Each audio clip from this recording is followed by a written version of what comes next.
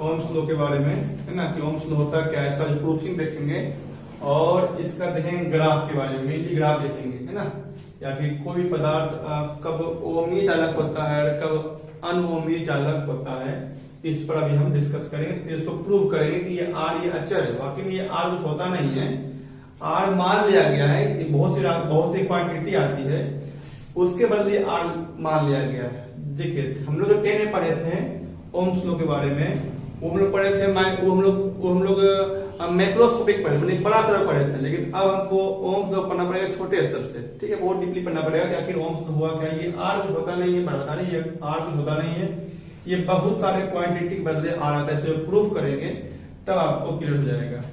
Ohm's law आपको पता होगा क्या होता है, बोलता है कि सपोज कीजिए कि ये कोई चालक है और जब इस चालक की चालक है ना, ये चालक ही हो जाइए, चालक, ठीक है, क्योंकि जैसे आपका अर्धचालक हो गया, है ना, अर्धचालक हो गया, अर्धचालक हो गया, इस पर ओम्स लॉ जो है, इस पर ओम्स लॉ फॉलो, इस पर ओम्स लॉ काम नहीं करता है, ठीक है, तो हम इसलिए लिखा हुआ है चालक। चालक में कौन, तो धातु रहे तो अच्छी बात है ना, तो और अच्छा रहेगा, ठीक है। तो बोलता है कि सपोज कीजिए चालक है और इसकी भौतिक अवस्था जैसे कि ताप, जैसे कि दाब, जैसे घनत्व, इसको ना बदले। आखिर क्या बात है इसको ना बदले, इसको इसलिए ना बदले क्योंकि यदि ये बदल जाएगा तो कहीं ना कहीं इस पर भी प्रभाव पड़ने वाला है, ओम्स के नियम पर प्रभाव पड़ने वाला है। यदि हम ताप बदल दे, प्रूफ करेंगे कुछ, हम इसको प्रूफ करेंगे कैसे बदल रहा है ताप पर। यदि ताप बदल दे, यदि दाब बदल दे, यदि घनत्व बदल दे, जब इसको बदलेंगे या ये बदलेगा तो कहीं ना कहीं मेरा जो रिजल्ट आएगा वो भी चेंज हो जाएगा। इसलिए ये जो भौतिक अवस्था है, ताप, दाब, घनत्व, इस सबको हम लोग कांस्टेंट रखते हैं, ठीक है। ना बदले तो इनके सिरों पर, इसके सिरों पर लगाए गए विभवांतर और इसमें प्रवाहित धारा, इसके सिरों पर लगाए गए विभवांतर और इसमें प्रवाहित धारा का जो अनुपात होगा, वो क्या होगा, एक कांस्टेंट होगा। ओम्स जो थे वो ओम्स जो साइंटिस्ट थे वो क्या किए कि मान लीजिए सपोज कीजिए पहले वो चालक लिए, उसमें पहले 10 मतलब कि 10 वोल्ट विभवांतर दिए और 10 वोल्ट का विभवांतर दे के उससे करंट नाप लिए। सपोज कीजिए विभवांतर दिए, मान लीजिए विभवांतर है और ये करंट है, विभवांतर दिए 10 वोल्ट, करंट आया 2 एम्पियर। सपोज विभवांतर दिए 20 वोल्ट, करंट आया 4 एम्पियर। विभवांतर दिए 40 वोल्ट और करंट आया कितना बताओ, 8 एम्पियर। तो अब क्या देख रहे हैं कि दोनों का जो रेशियो होगा V बटे आई, यहां जो करेंगे मतलब V बटे आई जो यहां करेंगे, ये भी कितना हो रहा है 5, ये भी कितना हो रहा है 5, ये भी क्या हो रहा है 5। मतलब तब उन्होंने यह सोचा कि V और I का जो रेशियो आ रहा है वो हमेशा कांस्टेंट आ रहा है और इसी कांस्टेंट टर्म के लिए उन्होंने एक वर्ड यूज किया, वो क्या है R। कि बोल रहे हैं R ये कोई टर्म्स नहीं है, R बहुत सारे टर्म्स को मिलकर बनाया गया है, क्लियर है। जो आगे हम इसको प्रूफ करें, इसको प्रूफ करना है, ये प्रूफ नहीं हुआ, इसको प्रूफ करना है हमको बड़े लेवल पर, ठीक है। तो यही R है जिसको हम लोग प्रतिरोध करते हैं, ठीक है। तो ये क्या किए, डिफरेंट विभवांतर लिए और उससे उत्पन्न धारा आया, दोनों का रेशियो निकाले तो क्या देखेंगे बताओ कि दोनों में बताओ रेशियो क्या आ रहा है, सेम आ रहा है। और उसी अचर मतलब कि V बटे आई का जो मान होता हुआ क्या बता रहा है, अचर आ रहा है। इसी अचर को हम लोग प्रतिरोध करते हैं, है ना, क्या बताओ प्रतिरोध करते हैं, अर्थात V बटा आई क्या हो जाएगा R। तो यही है ओम्स लॉ। सिंपल मतलब कि सिंपल यदि बोल दें तो इसको आप ओम्स लॉ कह सकते हैं कि यदि किसी चालक की भौतिक अवस्था ताप, दाब, घनत्व को चेंज ना करें तो उसके सिरों पर विभवांतर जो होगा उसमें प्रवाहित धारा, मतलब जो विभवांतर होगा और जो धारा होगा, दोनों रेशियो क्या होगा, एक कांस्टेंट होगा। और इसी को हम लोग, इस कांस्टेंट को हम लोग क्या बताएंगे, प्रतिरोध कहेंगे। और ये कांस्टेंट होगा किसके लिए, ये कांस्टेंट होगा केवल चालक के लिए, विशेषकर धातु के लिए, विशेषकर किसके बताओ, धातु के लिए, है ना। और बाकी यदि हम यहाँ ले लेते हैं अर्धचालक ले लेते हैं तो यहाँ पर ये ओम्स लॉ काम करने वाला नहीं, ये डिफरेंट आने वाला, ग्राफ डिफरेंट करने जाएगा। तो जब सेम आ रहा है मतलब ग्राफ क्या होगी, कांस्टेंट है, मतलब इस स्थिति में ग्राफ क्या होगी, स्ट्रेट लाइन होगी। ग्राफ क्या होगी, स्ट्रेट लाइन होगी। बता रहा है यह ग्राफ केवल धातु के लिए, क्योंकि धातु के लिए ही ग्राफ स्ट्रेट लाइन होता है, ठीक है। तो उम्मीद करते हैं कि यहाँ तक आपको थोड़ा समझ आ गया होगा। अब हम थोड़ा इस पर थोड़ा सा डिस्कस करते हैं कि ये होता क्या है और कैसे वर्क करता है। आप थोड़ा ध्यान से देखिए, ठीक है। यदि आप थोड़ा ध्यान से देखिए तो हम कुछ और इसमें करने वाले हैं। और सोच कीजिए कि ये ए है, ये आपका बी है, ये आपका सी है, ठीक है। हम एक ग्राफ और बनाते हैं, ठीक है। इस बार यहां देते हैं विभवांतर और इधर देते हैं धारा। फिर बनाते हैं 1 2 3, ये ए है, ये बी है, सी है। तो पूछेगा किसका पट ज्यादा होगा, इसके लिए होगा ज्यादा होगा, किसके लिए होगा, किसके लिए, पूछेगा किसके लिए होगा। इसको थोड़ा चर्चा करते हैं, ध्यान समझिएगा। यदि हम बात करते हैं आर में और आई में क्या संबंध है, तो आप कहिएगा कि यदि विभवांतर को हम लोग कांस्टेंट कर दें, अचल कर दें, विभवांतर को फिक्स कर दें, विभवांतर को यदि फिक्स कर दें तो आई और भी में क्या रिलेशन है, तो आई और भी में इनवर्स रिलेशन है। मतलब कि यदि धारा का मान बढ़ेगा तो प्रतिरोध घटेगा और धारा का मान घटेगा तो प्रतिरोध क्या हो जाएगा, बढ़ेगा। ये बात है। चलिए आप सोच कीजिए कि यहां पर मान लीजिए कि कुछ विभवांतर है, इसको कांस्टेंट मान लेते हैं। एक बार यहां पर देखिए तो यहां के लिए ये धारा का मान ये आया और आगे बढ़िए विभवांतर सेम है और इसके लिए आइए, इसकी धारा का मान क्या होगा, ये होगा। और आगे बढ़िए यहां आइए तो इसके लिए धारा का मान क्या होगा, ये होगा। तो आप क्या देख रहे हैं, विभवांतर भी मेरा कांस्टेंट है लेकिन धारा का मान बढ़ रहा है। जब धारा का मान बढ़ रहा है मतलब प्रतिरोध का मान क्या हो जाएगा, घटेगा। मतलब इसका प्रतिरोध सबसे कम होगा और इसका सबसे क्या होगा, ज्यादा होगा। मतलब CR, ठीक है, CR greater than CR greater than BR greater than AR। समझ आया, जो कि आपको ऑब्जेक्टिव पूछेगा, है ना। ऐसे पूछेगा किसका ज्यादा किसका कम भी बोले अरेंज करने, तो आप लोग अरेंज कर सकते हैं। समझ आ गया अच्छे से। अब बात करते हैं यहां, इस बार धारा को कांस्टेंट कर दीजिए तो इसके लिए भी यहां धारा का मान वही है, लेकिन इसके लिए भी यहां धारा का मान वही, इसके लिए भी मतलब कहां है, यहां। इस बार जब धारा को कांस्टेंट कर दीजिए, यदि आप धारा को कांस्टेंट कर दीजिए कि ये, अच्छा इसको मान लेंगे तो V और R में क्या रिलेशन है, तो V बढ़ेगा तो R भी बढ़ेगा, V बढ़ेगा तो R भी बढ़ेगा। मतलब आप क्या देख रहे हैं, धारा का मान कांस्टेंट कर दिए तो यहां पर हाइट मतलब V कम है, उससे ज्यादा V यहां है और सबसे ज्यादा V कहां है, यहां। तो V ज्यादा है तो वहां पर प्रतिरोध भी क्या होगा, वहां पर प्रतिरोध भी क्या होगा, ज्यादा होगा। मतलब VAR का प्रतिरोध सबसे ज्यादा होगा, उससे कम BR का होगा और उससे कम क्या होगा, CR का होगा। तो आप समझ पा रहे हैं कि हम क्या कर रहे हैं, ठीक है, क्या हम कर पा रहे हैं। ये तो हो गया इस तरीके से, कैसे जानेंगे कि किसका जो है प्रतिरोध का मान ज्यादा है, समान क्या है, इस तरीके समझ आ गया अच्छे तरीके से। अब हम एक बार बात करते हैं एंगल से, ठीक है, कि कभी कभी आपको ऐसे ना देकर आपको एंगल से पूछ ले, तो एंगल को कीजिए, इसमें डाउट नहीं है कि कितना भारी से कुछ नहीं होता। हम एक बार एंगल से आपको क्लियर करते हैं। चलिए यहां देखिए और एक बार एंगल से समझने की कोशिश कीजिए आखिर ये क्या बड़ा हो रहा है। चलिए ये आपको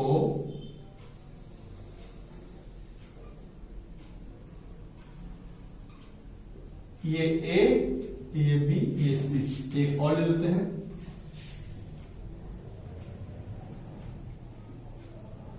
ये A, ये B, ये C, यहां पर इसमें हो गया आपका V, ठीक है, इधर आपका हो गया I, इधर आपका हो गया V, क्या हो गया R।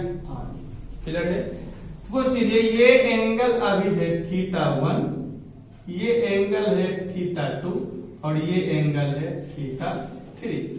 ठीक है, और कभी कभी आपको एकदम और भी कंसंट्रेट रहना, कभी कभी एक इधर देगा एंगल, इधर से भी दे सकता है, वो आपको केयरफुल रहना। आप सिर्फ कॉन्सेप्ट प्रवर्क कीजिए कि हो क्या रहा है, तो कैसे भी एंगल देगा आपसे बन जाना है क्वेश्चन, पक्का बात है।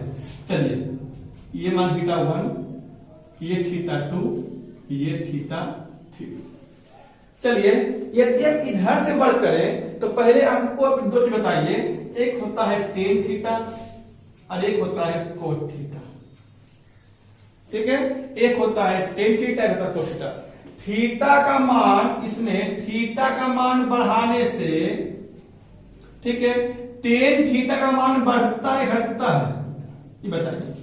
तो पता है कि tan 0 0 और tan 90 इंफिनाइट, मतलब थीटा का मान बढ़ने से tan थीटा का मान क्या होता है, बढ़ता है।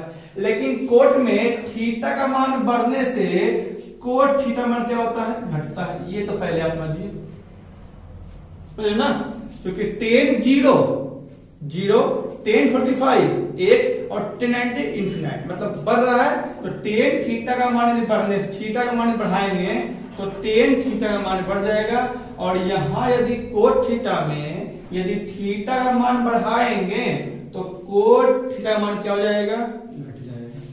तो ये आपको समझ में आ गया होगा, उम्मीद करते समझ में आ गया। चलिए ठीक है, यदि यहां से यदि हम एक एंगल बनाते हैं, सपोज कीजिए ये इससे लेते हैं, ये देखिए, ठीक है, हम एक सिंपल सा ट्रायंगल बनाते हैं, ट्रायंगल बना लीजिए, क्लियर, ट्रायंगल बना लीजिए।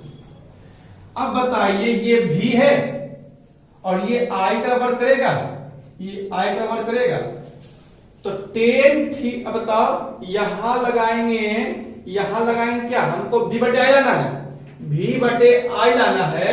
तो v बटे आई कब होगा, कोट थीटा में, tan थीटा में, तो यहां जाएगा कोट थीटा में, सही है। कोट थीटा का जाएगा आधार, मतलब v बटे क्या बताओ आई, ठीक है। और यदि यहां बनाते हैं एंगल, यदि यहां बनाते हैं एंगल, इस तरह बनाते हैं, तो ये आई है, तो v बट सॉरी यहां इस बार आई कर दीजिए, ओके, यहां इस बार आई कीजिए और यहां भी कीजिए, इस बार चेंज कीजिए ग्राफ को, ठीक है। बताइए v जाएगा, हमको लाना है v बटे आई, तो v बटा आई में क्या आएगा, tan थीटा आएगा, है ना, थीटा लंब जाएगा, तो tan थीटा क्या जाएगा, v बटा आई। पहले ये समझने की कोशिश कीजिए आप, ठीक है, कि इस ट्रायंगल में भी ये है ना, तो आधार पहले लिख दिए, आधार बटा लंब लिख दिए, तो आधार लंब क्या होता है, कोट थीटा होता है। और इस ट्रायंगल में हमको v बटा जाना है, तो v बटा लिख दिए, तो v से v क्या है, लंब है, और I क्या है, आधार है, तो लंब बटे आधार क्या होता है, tan थीटा होता है। यहां तक समझ आ गया अच्छे से। अब सोचिए कि यहां पर एंगल का मान बढ़ रहा है, एंगल का मान क्या हो रहा है, बढ़ रहा है। तो कोट थीटा में एंगल का मान बढ़ने से कोट थीटा का मान क्या होता है, घटता है, मतलब इसका सबसे क्या होगा, कम होगा, मतलब भी ए का सबसे कम होगा, सॉरी भी ए आर सबसे कम होगा, उससे ज्यादा बी आर होगा, और सबसे ज्यादा क्या होगा, सी आर होगा, है ना। tan थीटा में एंगल का मान बढ़ रहा है, तो एंगल का मान जब बढ़ेगा, एंगल का मान जब बढ़ेगा तो कोट थीटा का मान तो घटेगा ना, जिसका एंगल सबसे बड़ा उसका प्रतिरोध सबसे क्या हो जाएगा, कम, मतलब VA का जो AR का जो प्रतिरोध सबसे कम होगा, BR का उससे ज्यादा होगा, और CR का सबसे क्या होगा, ज्यादा होगा। तो इससे आप एंगल रिलेट कर चुके होंगे, समझ गए होंगे कैसे हम क्या कर रहे हैं, या तो ठीक है। चलिए अब यदि इसका बात करते हैं, तो tan थीटा में पता है कि एंगल बढ़ने से, एंगल का मान बढ़ाने से tan थीटा का मान भी क्या होता है, बताओ, tan का मान बढ़ता है ना, थीटा का मान बढ़ता है, जब बढ़ता है मतलब इस A के लिए एंगल का मान सबसे ज्यादा है ना, क्या बताओ है, सबसे ज्यादा है, मतलब इसका जो प्रतिरोध वो भी क्या सबसे क्या होगा, ज्यादा होगा, मतलब कि ए आर जो होगा सबसे ज्यादा होगा, उससे कम बी आर होगा और सबसे कम क्या होगा, सी आर होगा। ये बहुत ही इंपॉर्टेंट कॉन्सेप्ट था प्रतिरोध के लिए। अब हम थोड़ा समझते हैं कि आखिर ये श्रांति काल, रिलैक्सेशन पीरियड या रिलैक्सेशन टाइम क्या होता है। तो आपको बताए थे कि कोई भी चालक है ना, इसमें इलेक्ट्रॉन जब तेजी से दौड़ता है तो वो क्या होता है, आपस में टकराता है, ठीक है। और चूंकि बताए थे कि ये आपस में टकराता है, तो टकराने से क्या होता है कि कुछ इलेक्ट्रॉन का जो वेग होता है वो काफी ज्यादा होता है, कुछ का कम होता है। इसलिए हम इस कंडीशन में एवरेज वेलोसिटी लेते हैं, ठीक है ना। और यह एवरेज वेलोसिटी जो होता है वो एक दिशा में होता है और इसी वेग को हम लोग अनुगमन वेग कहते हैं या संवहन वेग भी कहते हैं। अब सोचिए, सपोज कीजिए कि एक इलेक्ट्रॉन यहाँ है, एक इलेक्ट्रॉन यहाँ है, तो इस दोनों इलेक्ट्रॉन को आपस में टकराने से, जैसे मान लीजिए पहले इलेक्ट्रॉन यहाँ से यहाँ टकराया और फिर इसको ये यहाँ से यहाँ टकराएगा, ये यहाँ टकराया, ये यहाँ टकराया, तो दो इलेक्ट्रॉनों को दो क्रमागत टक्करों में जो टाइम लगता है उसी टाइम को हम लोग श्रांति काल कहते हैं। इलेक्ट्रॉन दौड़ रहा है तो वो आपस में कोलाइड करेगा, ठीक है। तो दो इलेक्ट्रॉन जो होता है जो आपस में टकराता है तो आपस में दो लगातार टक्कर, मतलब ये से टकराया, ये से टकराया, तो दो लगातार टक्करों के बीच का जो समय लगता है, दो लगातार टक्करों के बीच का समय लगता है, उसी समय को हम लोग श्रांति काल या रिलैक्सेशन पीरियड कहते हैं। तो आप यहां तक अच्छे से समझ गए होंगे, ठीक है। इसको नोट डाउन कर लीजिए। चलिए अब हम प्रूफ करते हैं कि V बटा I और R। बताए थे कि R जो होता है एक कांस्टेंट होता है, ये कोई टर्म्स नहीं है, ये बहुत सारे टर्म्स में बना है। अब हम देखते हैं कि अगर प्रूफ करना चाहते हैं। देखिए सपोज कीजिए कि ये कोई चालक है, ठीक है, इसमें इसकी जो अनुप्रस्थ काट का जो क्षेत्रफल है वो A है, लंबाई L है। जब इसमें हम I धारा देते हैं, सॉरी जब इसमें हम V विभवांतर उत्पन्न करते हैं तो इसमें प्रवाही धारा I हो जाता है। तो हम चल रहे हैं विद्युत धारा एवं अनुगमन वेग के संबंध से। कल प्रूफ किए थे I बराबर NEA VD, ठीक है, या VD क्या हो जाएगा, I बटा NEA, ठीक है। अब सोचिए कि यदि चालक के सिरों का विभवांतर भी तथा लंबाई L हो तो चालक के प्रत्येक बिंदु पर विद्युत क्षेत्र की तीव्रता, आप पढ़े होंगे विभव प्रवणता E बराबर D बाई डी आर। तो E बराबर हम V बाई L लिख सकते हैं ना, V बाई L, तो V बाई लिख दिए यहाँ पर, ठीक है। अब फिर आगे बढ़ते हैं। विद्युत क्षेत्र कितना तो पता हो गया, विद्युत क्षेत्र के द्वारा प्रत्येक इलेक्ट्रॉन पर लगने वाला बल। अब इसमें इलेक्ट्रॉन घूम रहा है तो इस विद्युत क्षेत्र के द्वारा इलेक्ट्रॉन पर क्या बल लगेगा, तो पढ़े होंगे आप लोग F बराबर QE या F बराबर QE लिख देंगे EE, और जहां कैपिटल E है वहां पर V बटा L लिख दिए। अब देखिए कि यदि इलेक्ट्रॉन का द्रव्यमान m हो तो उसमें उत्पन्न त्वरण A बराबर क्या होता है, F बाय m। तो जहां भी F था वहां पर EV बाय L दे दे, तो EV बाय L m हो गया। तो हम पहले धारा निकाल लिए, धारा से भी विद्युत तीव्रता में आए, वहां फिर उस पर बल लगेगा और बल लग गया तो उसमें त्वरण उत्पन्न होगा, त्वरण निकाल लिए। अब आइए, अब सोचिए फिर से सीखता था यदि श्रांति काल टोक हो। अब देखिए तो स्टार्टिंग में तो इलेक्ट्रॉन का जो वेग तो शून्य होगा ना, और यहाँ टकरा के यहाँ आया, तो इस टकराते के बाद इसका जो वेग होता है इसको हम VD बोलते हैं, और यहाँ जो टाइम लगे सबका टॉक टाइम हो गया, ठीक है, आपका टाइम टाइम हो गया। तो V बराबर क्या था, U प्लस AT होता है, ठीक है। तो VD बराबर U, स्टार्टिंग में तो वेग 0 था इंटू AT, तो यहाँ T नहीं देंगे, यहाँ T क्या है, यहाँ पर T श्रांति काल है, ठीक है। तो VD क्या हो गया A, और A तो निकला हुआ यहाँ पर से है ED बाय LM इंटू तो समीकरण 1 और समीकरण 2 से यहाँ भी VD है, यहाँ भी VD है, दोनों को इक्वल की है। तो I को इधर लाएं तो V बटा I, ठीक है, और M को उधर रखते हैं, M ऊपर और L भी क्या ऊपर, ठीक है। इसको जलाएंगे तो एन ई स्क्वायर ए बाहर, तो ये क्या हो गया आपका, ये क्या हो गया, ये श्रांति काल हो गया। तो कैसे गाइड किए, आप खुद भी कर सकते हैं, इसको इधर लाए और बाहर उधर कर दिए, ठीक है। तो आप देखिए कि ये जितना भी ये जो मान आया आपका, ये सभी मान दिए गए चालक के लिए क्या है, अचर है, क्या है, अचर है ना। ये लोग तो क्या है, अचर है, जिसे जिसे प्रतिरोध कहा जाता है। मतलब क्या समझे कि ये सारा टर्म मिलाकर प्रतिरोध आया, प्रतिरोध या आर प्रतिरोध नहीं हुआ, ये सारा टर्म को मिलाकर प्रतिरोध आया।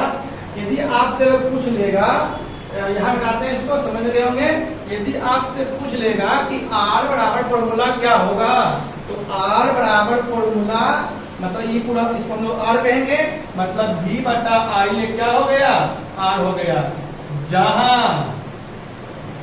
आर इक्वल टू क्या हो गया, m upon n E square है ना, तो इंटीग्रल हो गया L बाय ए, ये पूरा आपका आर हो गया। अब देखिए, अब आप सोचिए यहां से कि आर किन किन बातों पर निर्भर करता है, आर किन किन बातों पर निर्भर करता है। तो अब यहां देखना पड़ेगा आपको कि आर किन किन बातों पर डिपेंड करता है, जो कि आप पहले याद किए होंगे। आप पहले जरूर 10वां में पढ़े होंगे कि आर जो होता है चालक की लंबाई पर डिपेंड करता है। देखिए समानुपाती है ना, मतलब आर जो होता है, आर जो होता है नंबर एक है ना, ये लंबा आर जो होता है समानुपाती होता है कि लंबाई का। नंबर 2 आर जो होता है व्युत्क्रमानुपाती होता है उसके एरिया का। नंबर 3 आर जो होता है व्युत्क्रमानुपाती होता है श्रांति काल का, ठीक है। चौथा चीज श्रांति काल का व्युत्क्रमानुपाती, मतलब टक्करों के बीच जितना ज्यादा समय लगेगा उसका प्रतिरोध उतना ही ज्यादा होगा, है ना। सर इसके बीच जितना ज्यादा समय लगेगा उतना ही क्या बताओ प्रतिरोध क्या होगा, कम लगे। क्योंकि चालक का प्रतिरोध कम होता है, प्रतिरोध क्या होता है, कम होता है। क्यों, क्योंकि उनके इलेक्ट्रॉनों के बीच टक्कर काफी तेजी से लगता है। जितना ज्यादा टाइम कम होगा प्रतिरोध क्या होगा, ज्यादा होगा। और नंबर 4 देखिए, ये है ना नंबर 4, ये नंबर 4 आर समानुपाती 1/n इलेक्ट्रॉनों की संख्या पर, ये क्या हो गया, ये आपका क्या हो गया, लंबाई। ये क्या हो गया, अनुप्रस्थ काट का क्षेत्रफल। ये क्या हो गया, श्रांति काल। ये क्या हो गया, इलेक्ट्रॉनों की संख्या। तो आप देख रहे हैं कि आर इन 4 चीज पर डिपेंड करता है, ठीक है। मेन रूप से लंबाई के समानुपाती, एरिया के व्युत्क्रमानुपाती, श्रांति काल के व्युत्क्रमानुपाती और संख्या के व्युत्क्रमानुपाती। आप बोलो भैया कि आप एम क्यों नहीं लिए, भैया तो भैया मास, इलेक्ट्रॉन का मास तो फिक्स होता है ना, और इलेक्ट्रॉन पर आवेश भी फिक्स होता है। इलेक्ट्रॉन का मास फिक्स होता है, उसका आवेश भी क्या होता है, तो ये क्यों लेंगे हम, भेरी तो ये करेगा, है ना। इसी में इलेक्ट्रॉन कम, संख्या कम हो सकता है, लेकिन इलेक्ट्रॉन का मास तो वही रहेगा, उस पर आवेश तो वही रहेगा। तो ये चार्ज पर डिपेंड करता है। और नंबर 5 एक और भी भौतिक राशि, भौतिक राशि जिसको बोलते हैं ताप, कि ताप बढ़ने से प्रतिरोध क्या होता है, घटता है। तो इस पर भी हम चर्चा करेंगे डिटेल से कर, लेकिन ये बहुत इंपॉर्टेंट है। आज के बाद आप 2 चीज नहीं बोलो, क्योंकि 4 चीज बोलना है। क्लियर, आगे अच्छी से उसको आप नोट कर दीजिए।